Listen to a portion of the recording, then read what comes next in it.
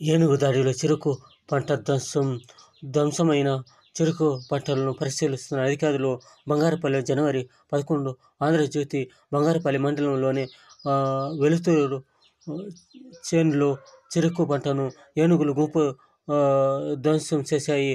గ్రామాల్లో కాలేపకు చెందిన చెరకు తోటపై శుక్రవారం అర్ధరాత్రి తొక్కి నాశనం చేసే విషయం తెలుసుకున్న ఎఫ్ఎస్ఓ మోహన్ మురళి తన సిబ్బంది ట్రాక్టర్తో కలిసి సంఘటనా స్థలానికి చేరుకున్నారు.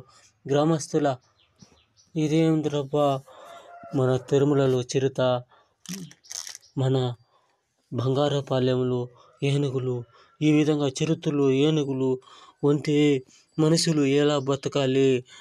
ఆ ఏనుగును పట్టేవాడు కావాలి. ఇది ఎప్పుడు వచ్చే బాధగా ఉంది.